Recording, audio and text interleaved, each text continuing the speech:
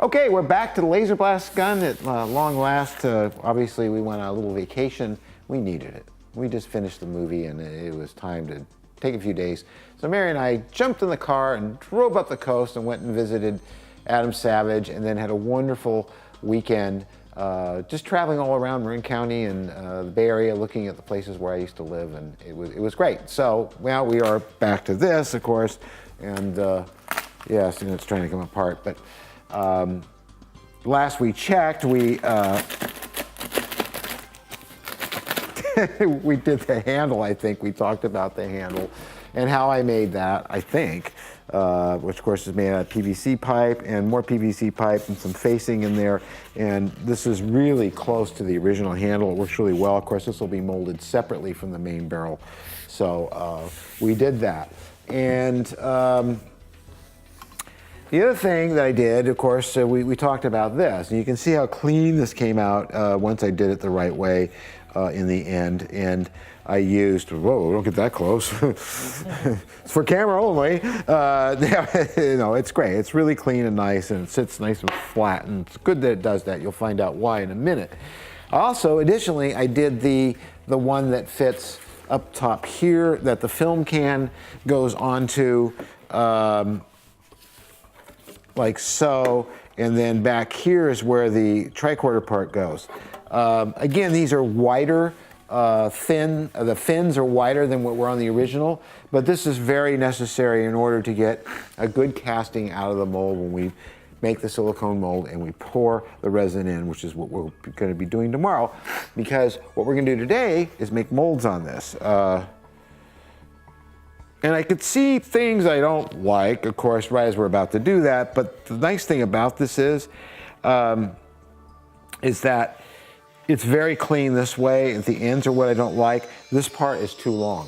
And this part's too long too. And I did that on purpose so I can cast these up vertically, like so. And then I can pour in material into the molds once I have them and flex out the material and put it on the flat sander and sand it flat and level, because the two-part resin sands so easily.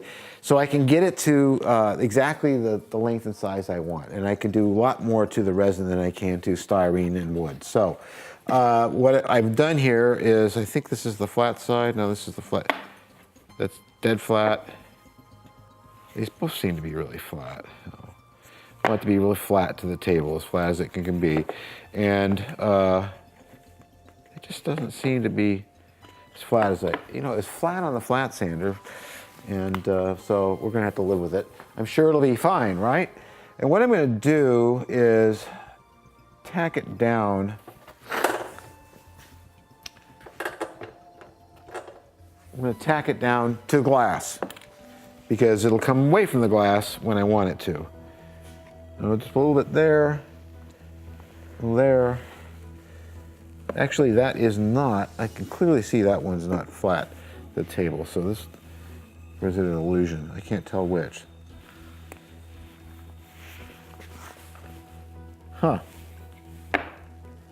It's not quite, you know what it is? It's the glass that's throwing me. It is flat to the table. And now it's stuck to my finger too. So we're gonna do that again. Just tack that down, because it will try to float when there's silicone on it. So we got to hold it down. If it goes around underneath the edges, it's okay. I've cut it away. Don't you love these spritz bottles? I don't. George is asking me, why don't you use a spritz bottle? Why do you always just use the eyedropper?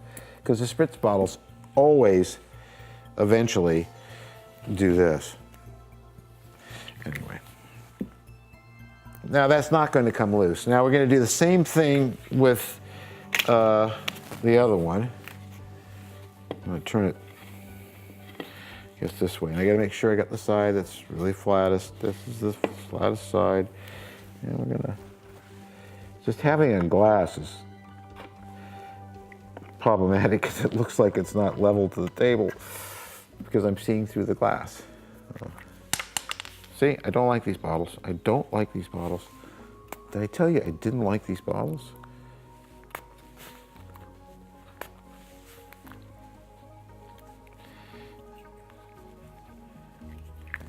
Okay. It's down.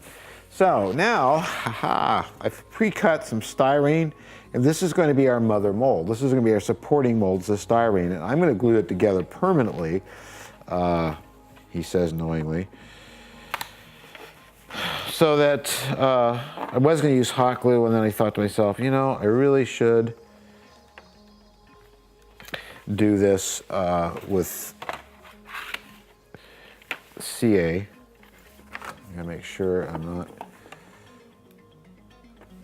The idea is to keep it as compact as possible so that I don't end up using a lot of material. Silicone is very expensive. Right, Elliot? He's always watching.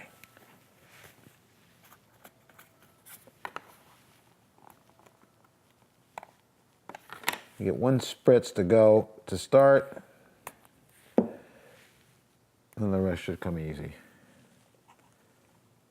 You will stay. Always helps to have one of these, keep it nice and square. Okay, and I'm going to do the same thing down here and all along here. God, I hate these. This is why George, who's not watching, because you didn't join us on Patreon. Well, he didn't. I don't like the spray bottles. They're just, they don't work, see? So, in an act of defiance, this is what I like. Done. See, done. Just like that. Nice and square too. Then we're gonna put the other one on here. Now, there are issues with doing it this way, and one of them is you have to be really careful. If you do not have a way of degassing your silicone, you could trap a lot of air this way. I should have been a little wider out on this. I'm gonna go all the way to the edge. And that's a problem, because you might get bubbles in between these fins, and that is a concern of mine, definitely. Because I do not have a way of, I don't have a pressure pot or an evac, which I'd love to have. But I have used them working in the studios. We had those. We had such things as those things that remove all the air. And I still got air bubbles, so there.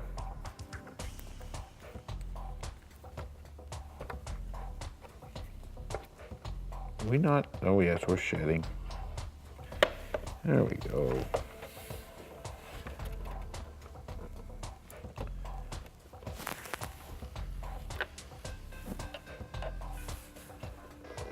Now we'll get it to stop. In the name of love. Okay, it's probably stuck to the glass, but the nice thing about glass is it releases. So I probably will go around the bottom just to be sure with some hot glue so I don't have any places it can leak through. Because silicone is crazy stuff. It will leak big time.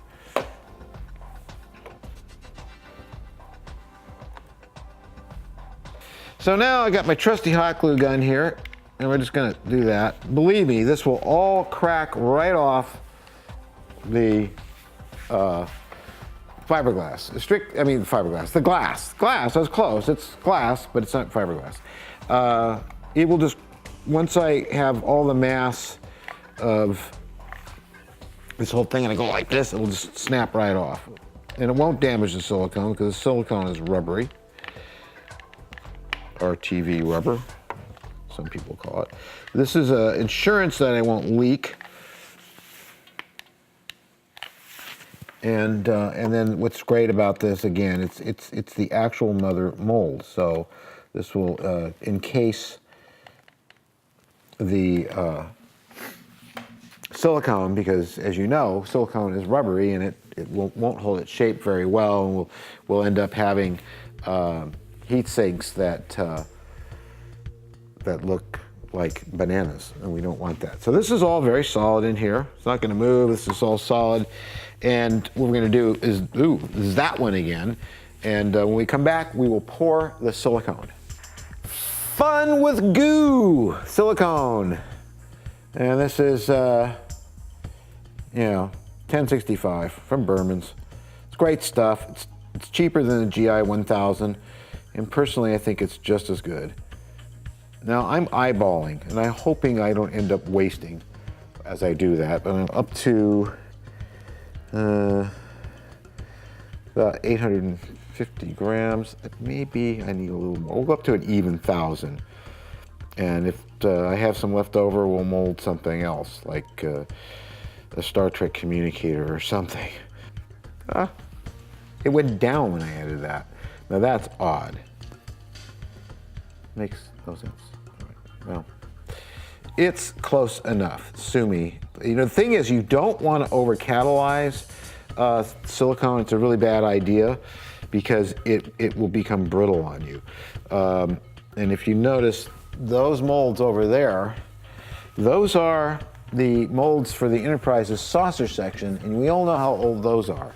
Those are going on 8 years old now, and they're still very flexible, and they're not tearing or ripping apart. And I've had other stuff that have been mixed here by interns and me in a hurry, and it got a little overly blue, and as the result is those molds started to tear and come apart more easily with age. And because whenever you over accelerate anything, well, it's the old saying that the star that burns brightest, and all that. So it gets very brittle.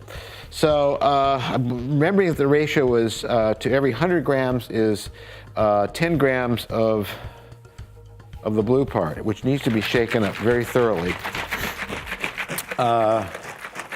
So it's 500 grams, it would be 50, so it's 100 grams to 1,000. And they never give you enough blue.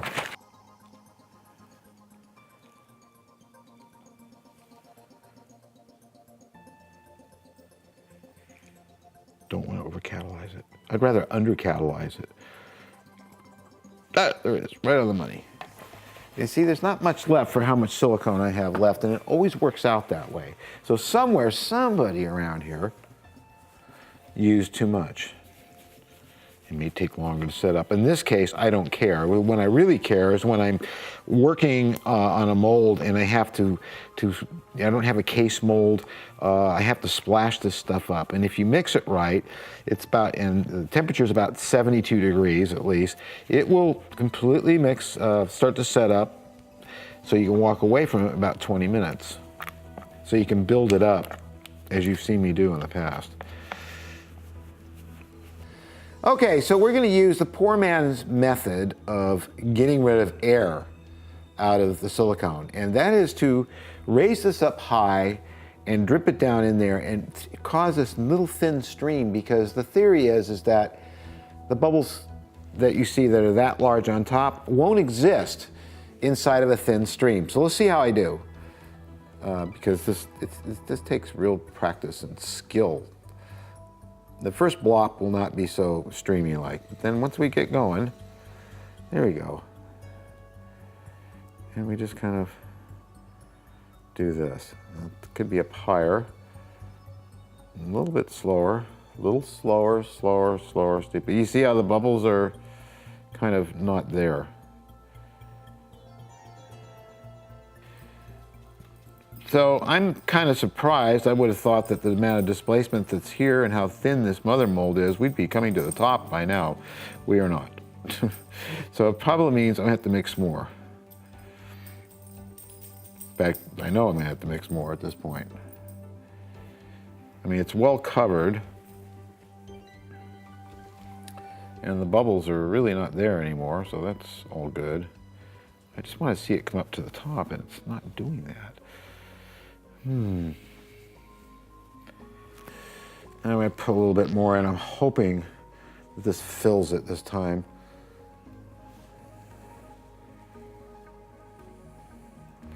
The nice thing about doing it nice and slow like this is that I know that all the fins are being coated well with the silicone, and then because it's going on so thin, it's giving it a chance for the air to come out, the bubbles to pop.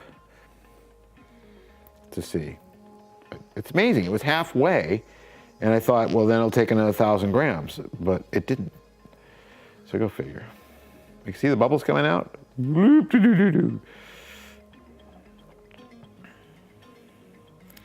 I believe we are way up above the part line. We are. We don't need it any thicker than that. So we're going to save that for this one. And hopefully it's just enough to fill this one. Oh, there we go. Nice and scream, Steve. Ah! No, stream. Okay. We do have some of the parts to move on to, such as the pistol grip, which goes down at the end. And I don't remember what that was again. Some part I found, a surplus. It was some kind of, I don't know, might have been a label gun or something weird like that I found. I said, oh, that'll look cool. So we're gonna have to replicate it. We'll be doing it out of styrene. So you get to learn how to take styrene and turn it into anything you want, which is the wonderful thing about styrene, is that it's the miracle plastic. Enough of this, let's just get it in there, huh? So it looks like I'm gonna need a little bit more, but when we come back, you'll see it filled. So I think I might, between the two buckets here, have enough to get it filled. We'll see, so as long as it doesn't have white swirls in it, not squirrels, swirls.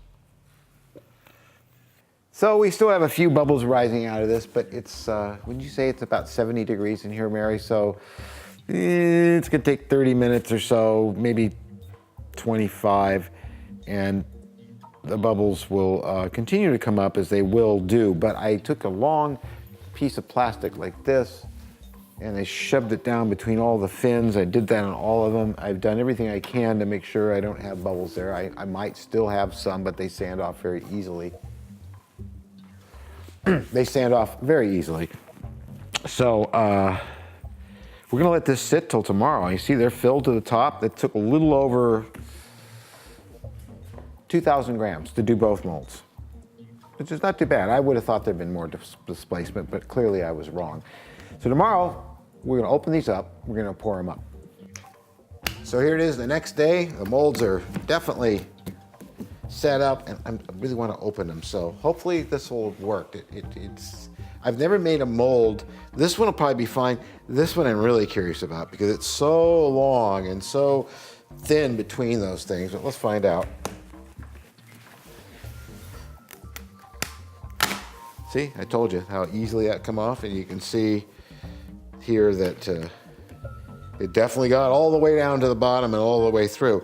Now, I'm not gonna be able to pull this out very easily without taking apart this. And this is really glued quite well, but I just wanna get one part of it loose, and then we'll hold it together with rubber bands afterwards. You have to be careful because the CA can be very sharp. Okay, so we got that loose, and we're gonna get this loose carefully. I don't wanna break it all. I just wanna have that one side. Aha, boy, that stuff is sharp. Woo! Okay, so I'm gonna get that all the way down to there, and we should be able to get that loose. See, just like that. See? See, I know what I'm doing. And then, of course, the case mold could be shut each time. Remembering that it came out this way is going to be interesting because if I try to put it in the wrong way, it's not going to fit. So I have to make a mark or some kind of arrow here that tells me this end goes to here, because if I forgot, it would be bad. Okay, I think that's correct. So now the big hard part is going to be getting this out of the mold, and that is going to be interesting because we do have some overflow up here. It did creep under, which I quite expected it would do.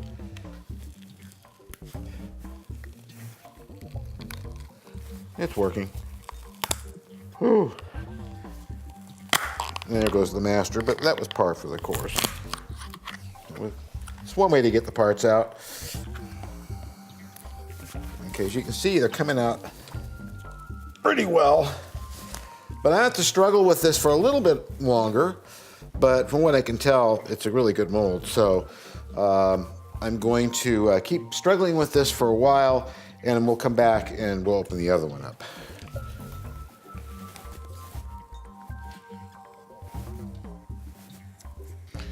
So I got it open, and it was a little trying, not too bad. What I did is slice it. And this stuff you see here is just where it ran underneath the pieces I had. Eventually, those will just kind of come away, but you'll never see them. But it opened up really well, and the mold's in good shape. And that matches the little scribble thing of it there.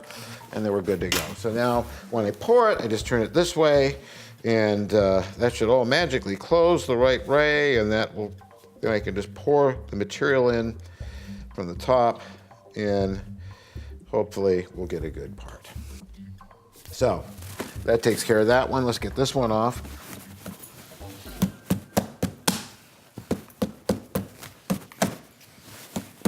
Don't break the glass, damn it. Nothing is going the way I want it to go. But see, I have less mass to work with here, so there it goes. I didn't think that hot glue would be so strong. And again, I'm going to mark this right now. Okay, so we're getting out this part here. I'm finding it, I don't want to cut this one if I can avoid it, so I'm just breaking free everything inside, and then I should be able to pop this right out.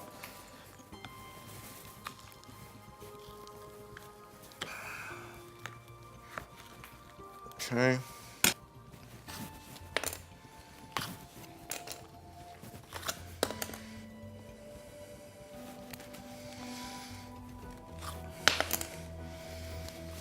So I mean, nothing sticks to silicone except silicone itself. The other mold made it look like it was sticking, but it wasn't. It was just suction and the length of the mold. Now it makes a liar out of me.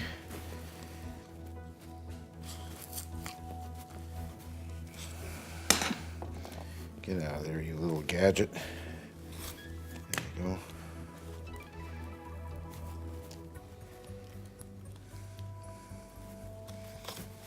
Okay, now, let me get this out. These are bigger guns.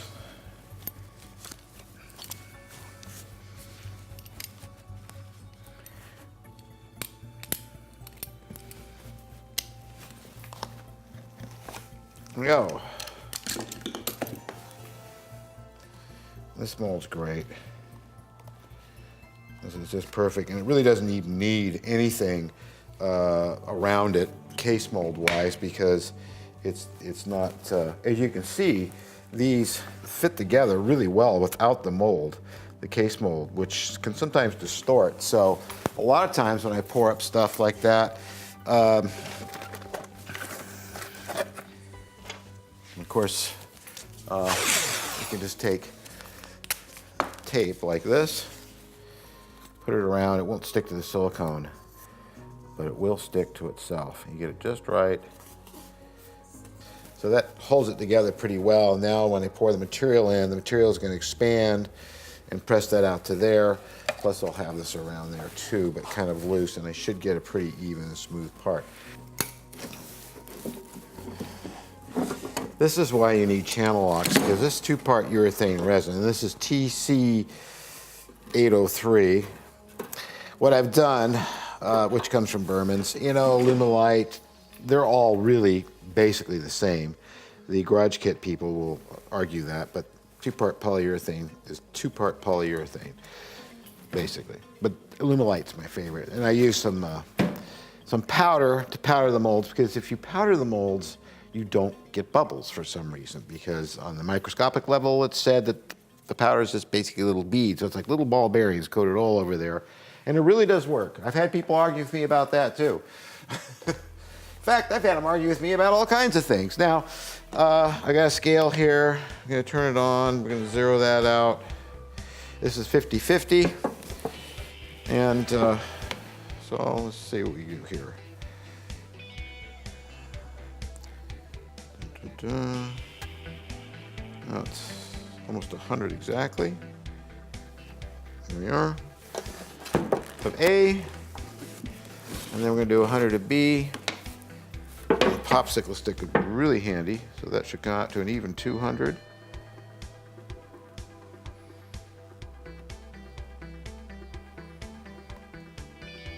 A little over 200. I boo-booed. Running over here really quickly to get a popsicle stick.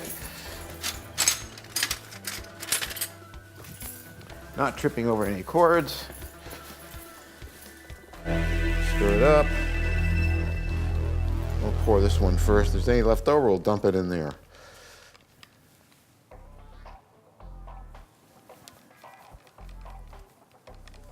Because what I'm going to do is I'm going to seal that first, by dripping some down in there. Now this stuff goes off really quickly. It's not like 1630, which goes off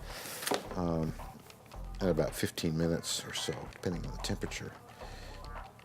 This stuff is designed to go off very quickly. Now, the viscosity on this is not as nice as Alumilite. Aluminite's very, very thin, which I like, so I'm gonna get some Alumilite again. I'm just gonna come up here till it comes up the top.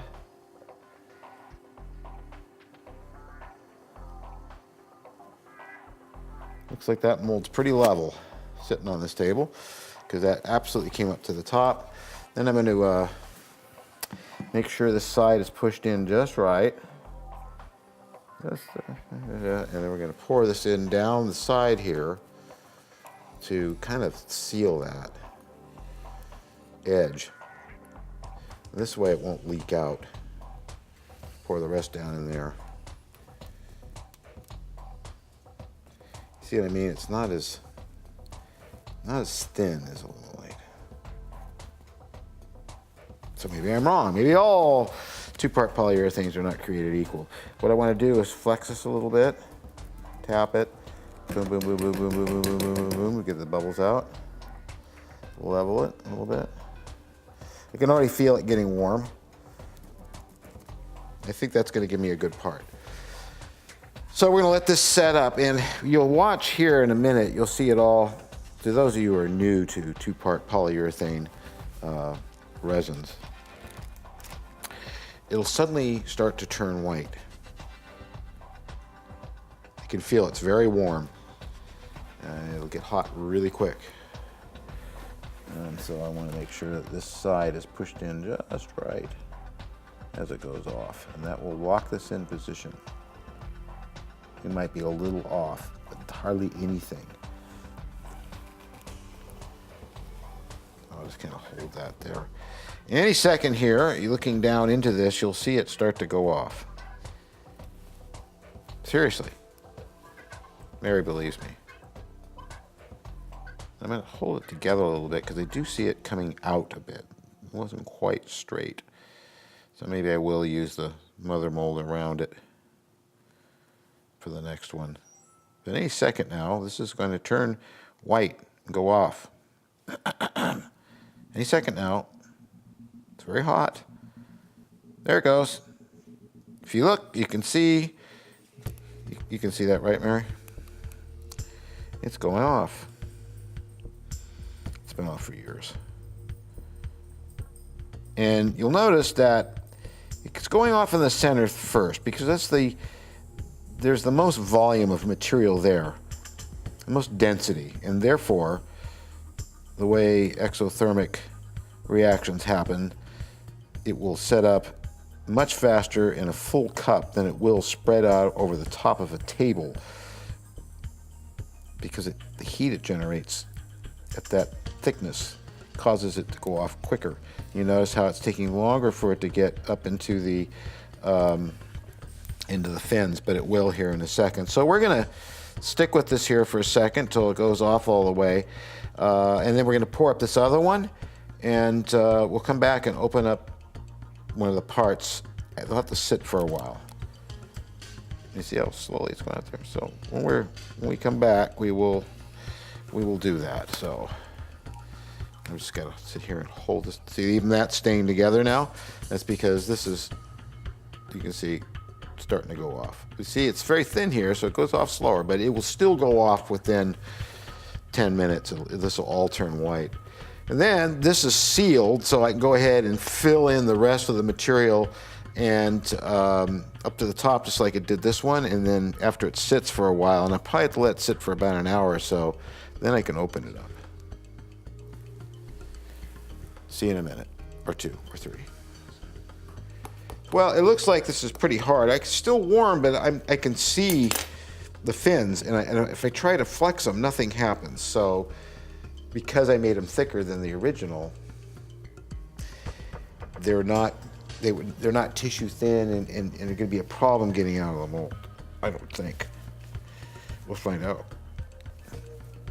That released really well. That released really well. Of course, the other thing I can do too is put some compressed air down in there. So what we're going to do is, I'm going to turn on the compressor. You don't want to hear that. We'll fill it up with a lot of air and then turn it off and go.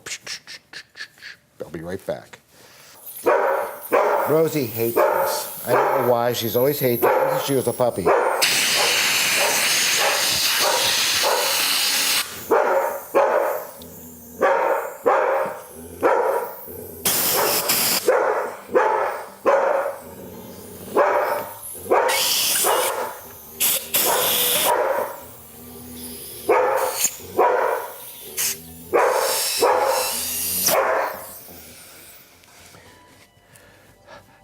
It's hot in here too, and it's actually hot today.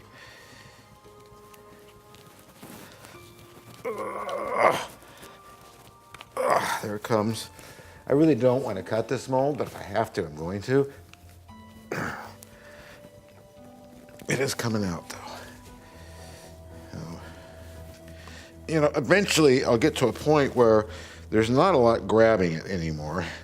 Hopefully I'm not distorting it in my efforts to pull one out sooner in the day so you can see one, but I am getting it out without cutting the mold. Look at that. Isn't that amazing, Mary? It happened, Elliot. It happened. But no one will ever know. So, all right, we'll stand over here, away. There it goes. It just takes a little. Now, aren't you glad you paid $3 a month for this?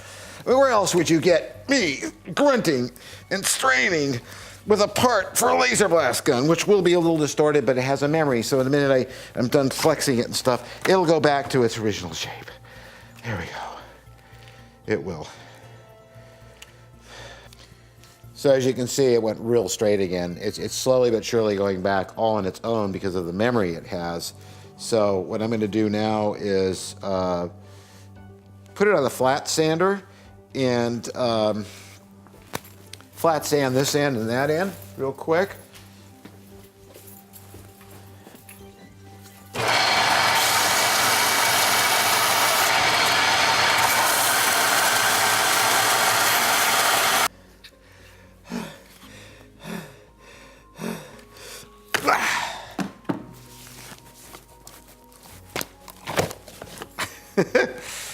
Isn't it wonderful? We got another good part. This is the one I had my doubts would come out good at all, and it's I don't know. It's fine. It's just fine. And that of course goes there. So of course I have to trim it and stuff, but all in all, we got this part which really came out good. I think you'll agree, and then of course that goes like that. I'm going to put this 80-grit sandpaper on here and go like back and forth like this till this contours to this, which I couldn't do when I wanted to do back 40 years ago because those were actually aluminum. So it would have been, I had no way of doing it. I built this in a garage, in an apartment where I was living with V in Toluca Lake, and I had a little kitchen. And that was my entire workshop and laboratory to make prosthetics. So I wouldn't have been able to do that very successfully. So we have that part. and we have this part. And of course, the ones I do next will come out better because the first ones are pretty darn good. But when you first run them, you got to pull out. There's a lot of crud that is stuck down in the mold and stuff, but these will still work. You got all the stuff cleaned out, so the molds are good and clean and ready to go. You powder them up, and you can run them over and over again, and it will work better, as it turns out, if I do use the mother mold around this, because even though this closes down like this, when it's on there, the minute I pour the material in, it expands out from the volume, so and the weight from that. So I'm very pleased. This went really, really well. I was a little concerned about that, but not now. So we didn't have time today to get to the gun thingy bingy. I think I have just enough silicone to mold that before I have to order more. So next week we will start working on the gun handle part and some of the other minor parts that will get vacuum formed. And of course we need to make a mold in 1630 of this next week so that we can actually start making bodies. So then I can actually start assembling an actual gun. So we'll see you next week for more fun with laser blasts. Does that look better?